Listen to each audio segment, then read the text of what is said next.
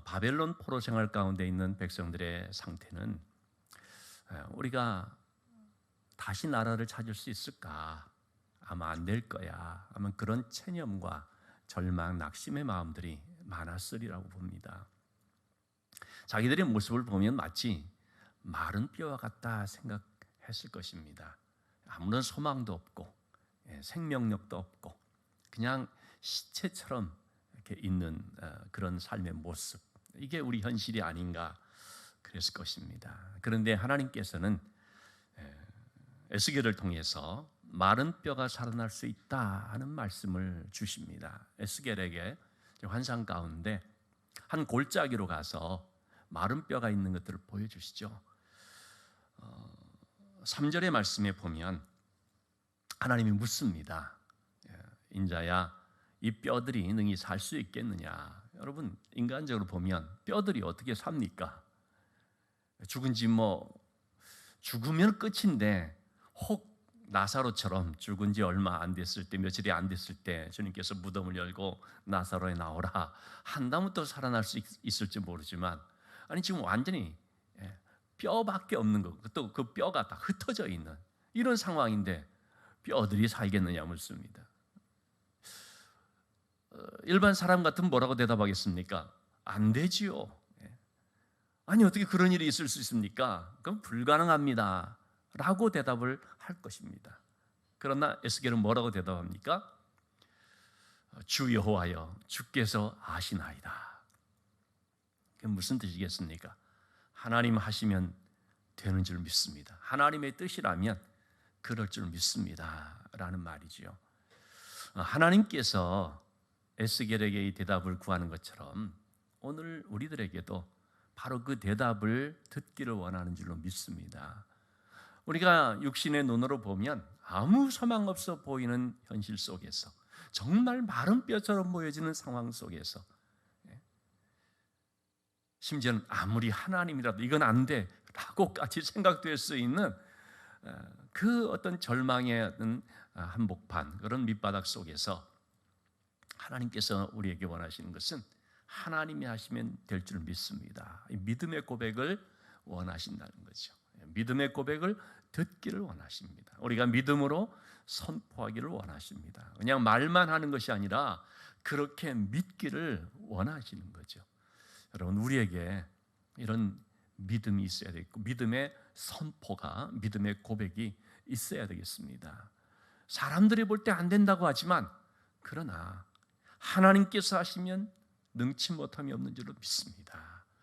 오늘 윤상혁 교수님, 참 이분은 북한에 들어가 사역을 이제 하게 됐는데, 그것도 의료 선교사로 그 초반에 말을 했지만 본인 자신이 너무 공부를 못해서 난독증이었다고까지 말하지 않습니까?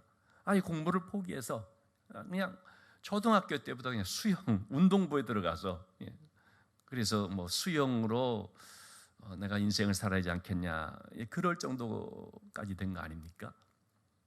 그런데 그 소망 없는 그를 공부에 대해서는 이제는 다 내려놨다 싶었을 그런 한 소년을 공부의 방향으로 바꿔주셔서 그 이루게 해주시지 않습니까? 어쨌든 어떤 우여곡절의 과정들이 있었지만, 그것도 다른 공부도 아니고 의학 공부를, 의대에 들어가서 의사가 되고 교수가 된다는 것, 그 진짜 마른 뼈가 살아나는 것 같은, 불가능에 도전하는 것과 같다고도 할 수 있지 않을까요? 근데 그런 일들을 이루셨지 않습니까?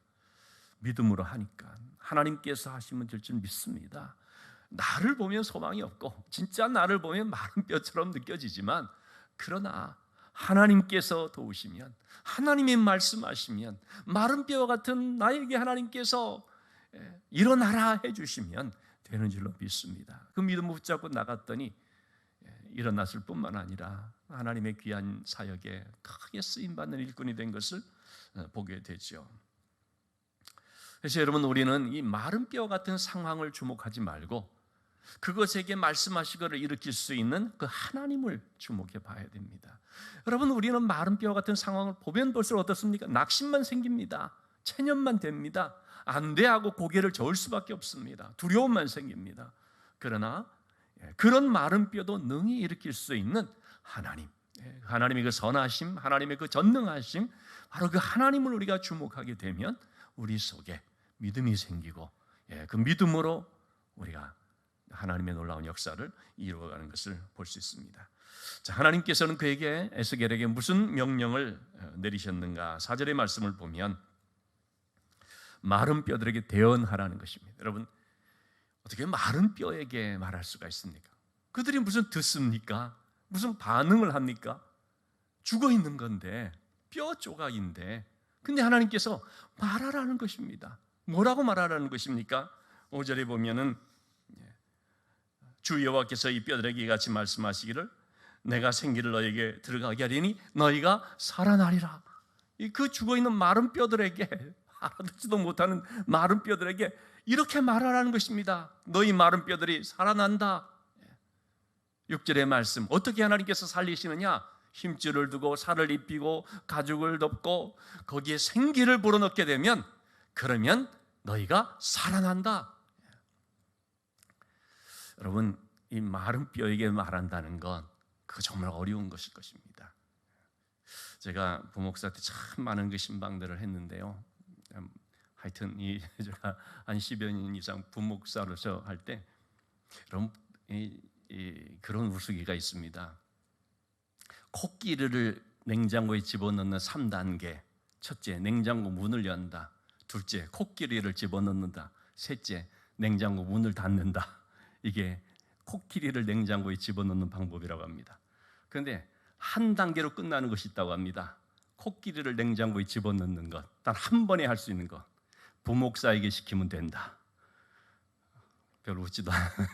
그만큼 여러분 이제 좀 큰 교회들 부목사의 그 일이라는 게 굉장합니다. 저는 10여 년을 그렇게 했습니다. 뭐 밤잠, 하여튼 잠자는 시간이 이제 부족할 정도예요. 제가 얼마 전에 집사람한테 얘기했는데, 가면서 막 졸면서 운전하고, 심지어는 제가 뭐 신방하고 목양하고 뭐 할 거 다 하고 무슨 뭐 영상을 하고 뭐 하여튼 다 하면서 1:1 양육 제자반 다 한 걸 했거든요.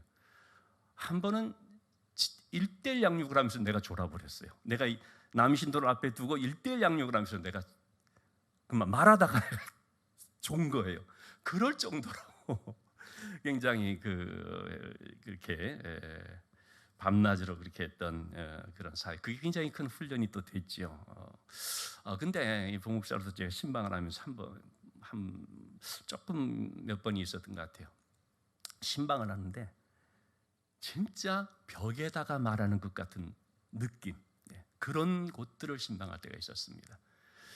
여신도가 자기 남편을 억지로 데려다 앉혀놨는데, 그래서 신방을 하면서 말씀을 이렇게 전하게 되는데, 진짜 이게 마치 마른 뼈에다가 말하는 것 같은, 정말 벽에다가 말하는 것 같은 그런 때들이 가끔씩 있었습니다. 어떤 경우는 그냥 자리를 박차고 일어나 문을 쾅 닫고 나가버리는 뭐 그런 일들도 막 있고.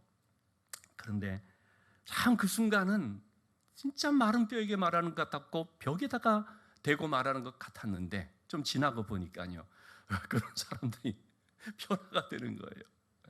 그런 분들이 주일날 나오게 되고 나중에는 참 양육까지도 받고, 그걸 볼 때 저 자신도요, 막 믿기지 않는 그런 일들이 좀 있었습니다. 어떤 한 분은 지금 이제 경찰청에 총경으로 고위 간부로 있는 분인데, 그렇게 그냥 나를 매몰차게 했던 그런 분인데, 미국에 연수를 하러 갔다가 거기에서 이제 교회를 다니게 되면서, 그러면서 저한테 이메일로 이렇게 인사 겸 이렇게 교회 다니며 신앙생활하고 있다라고 이제 해온 적도 있었는데요. 참 이 마른 뼈 같은 그런 상황에서 말한다는 것이 쉽지가 않죠. 그러나 에스겔은 어떻게 합니까? 7절의 말씀을 보면 에스겔은 하나님의 그 말씀에 그대로 순종합니다. 그리고 하나님의 말씀을 따라서 대언을 합니다. 그 마른 뼈를 향하여 마른 뼈들이 이제 살아난다는 말씀을 이제 하는 거죠. 그 마른 뼈들에게 말하자. 여러분, 하나님의 말씀은 살았고 활력, 운동력이 있습니다. 하나님의 그 말씀이 이 뼈들을 움직이게 하더라는 거예요. 뼈들이 막 서로 맞춰지고 뼈들이 서로 연결이 되고. 여러분, 그 뼈들이 무슨 생명이 있습니까? 근데 하나님의 말씀이 들어가니까요, 뼈들이 살아나는 거예요. 그리고 이게 서로 연결된 다음에 8절에 보면 거기에 이제 힘줄이 생기고 막 살이 오르고 가죽이 덮이고, 그러나 생기는 없습니다. 외형을 딱 갖췄다는 것입니다. 외모가 딱 갖춰졌다는 것입니다. 여러분, 아무리 그럴싸하고 아무리 곱고 아름다운 모습으로서 외모가 딱 갖춰졌다 할지라도 거기에 생기가 없으면 뭡니까? 그건 살아있는 것이 아니죠. 여러분, 우리가 외모를 가꾸는데 요즘 시대는 얼마나 정성을 많이 들이는, 돈도 많이 쓰고 관심을 갖고, 아무리 우리가 그 외양을 잘 꾸민다고 할지라도 거기에 생기가 없으면 사실 아무것도 아닌 것입니다. 여러분, 이 말을 오해하면 안 됩니다. 그렇다고 외모를 가꾸지 말라, 메이크업 하지 말라, 무슨 외적으로 단련하지 말라, 그 뜻이 절대 아닙니다. 생기가 있어야 된다는 말이죠. 생기가.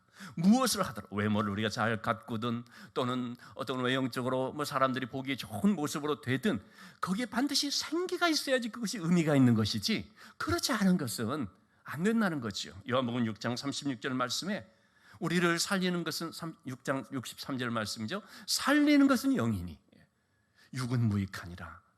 우리를 살리는 것은 영입니다. 우리에게 생명이 되는 것은 영입니다. 그래서 우리의 삶 속에 무엇을 하든지 항상 중심 속에 영이 살아있어야 됩니다. 영적으로 우리가 생기를 가져야 됩니다. 우리가 비록 좀 비천하고 초라한 가운데 있다 할지라도 우리 영이 살아있으면 그 사람은 생명력 넘치는, 하나님의 생기가 흘러넘치는 삶이 되는 것이죠. 창세기 41장 38절의 말씀을 보면 요셉이 바로 왕 앞으로 불려옵니다. 요셉은 지금 어떤 신세입니까? 감옥에 죄수의 신분으로 있습니다. 얼마나 꾀죄죄했겠습니까? 얼마나 볼품없겠습니까? 얼마나 참 낮춰볼 수 있는 하찮은 그런 신분처럼 보일 수 있습니까? 왕 앞에서 그야말로 비교할 수 없는 가장 밑바닥의 인생처럼 보일 수 있잖아요. 그런데 그 요셉이 하나님의 영으로 충만하니까 어떻게 됐습니까? 왕과 그 신하들이 감동을 받는 것입니다. 이와 같이 하나님의 영으로 감동된 사람을 우리가 어디서 찾을 수 있겠느냐? 어떻게 찾을 수 있겠느냐? 요셉이 겉모습이 어떻게 돼서가 아니라, 겉모습은 너무나 초라하지만 그 영이 살아있었기 때문에 하나님의 영으로 감동을 받으니까, 그러니까 그 왕을 비롯한 신하들이 감동이 되는 것이고, 거기서 하나님의 은혜를 발견하게 되는 것이고, 정말 이 사람은 우리가 찾던 바로 그 사람이다, 그러면서 발탁이 되는 거 아니겠습니까? 여러분, 우리가 어떤 외형을 가지고 있듯 그 안에 생기가 있어야 됩니다. 그래서 하나님의 말씀을 통하여서 생기가 불어오게 되므로 다시 일어서는 그런 역사들이 있어야 되는 거죠. 오늘 조금 시간이 가서 제가 다음 주에 이어서 말씀 좀 드리도록 하고, 자, 오늘 제가 말씀드린 것처럼 이번 주일 우리가 성령 강림 주일, 성령이 이 땅에 임하신 바로 이 성령 강림 주일을 기념하는 주일이 되는데, 정말 우리에게 가장 필요한 것이 성령의 충만이라는 사실, 성령의 임재라는 것을, 여러분, 우리 교회가 아무리 그럴듯한 건물로 이렇게 세워졌다 할지라도 성령의 생기가 역사하지 않으면, 성령의 그런 생명력이 없으면 이것은 마치 불 꺼진 집과 똑같다는 사실을 우리가 기억하고, 교회가 살아 역사하기 위해서 성령의 충만함을 가져야 되고, 우리 개개인의 삶도요, 마른 뼈 같은 삶이었다 할지라도 성령의 생기가 불어오면 그는 살아서 하나님의 군대로 귀하게 쓰임받게 된다는 것을 기억하고, 오늘 우리가 기도할 때 하나님이여, 우리 교회가 성령 충만하게 해주시고, 우리의 가정이 성령의 새바람이 불어올 수 있게 해주시고, 우리 자신들의 삶이 마른 뼈처럼 느껴졌다 할지라도 성령의 생기로 말미암아 일어서는, 성령의 생기로 말미암아 큰 용사가 되는 놀라운 역사가 일어날 수 있게 해달라고, 정말 여러분, 우리가 간절한 마음으로 뜨겁게 부르짖으면서 기도할 수 있는 시간이 됐으면 좋겠습니다.